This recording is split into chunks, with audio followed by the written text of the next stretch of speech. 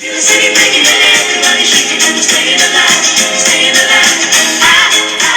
back to cooking. Today we are cooking our green beans into summer green beans. Now, one comment about green beans in the summer, our newest favorite way to eat green beans is open a frozen bag, set them on your plate for 30 seconds, and then eat them like that. So you can eat green beans whatever way you want. This is an easy way to do it.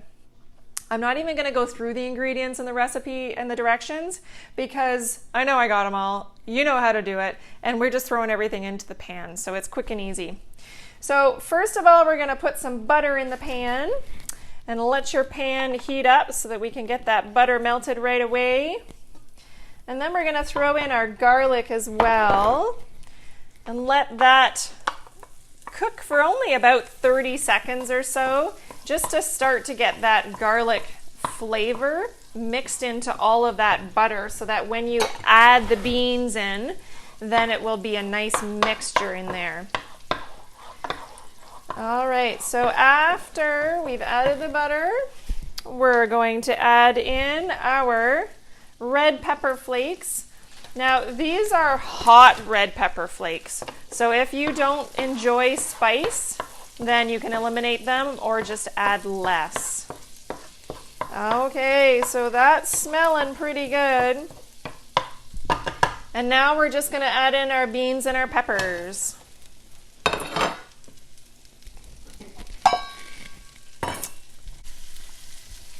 So the directions say to add your beans, red and yellow peppers, and continue to saute until they're all coated in butter, about 5 minutes. And then you just add your zest and your salt and your pepper, and they are done. Awesome. So did just want to talk about blanching. It said it in the recipe to blanch your green beans. That's when you put it in boiling water for just a couple of minutes. Not very long, just enough to break it down a tiny little bit. And then you quickly immerse it into very cold water, like cold water with ice cubes in it. And that completely stops that cooking process. And then what happens is you've already got slightly cooked green beans. Then when you add it to something like a red pepper that only takes 4 minutes maybe to stir fry up, then they'll cook at the same time.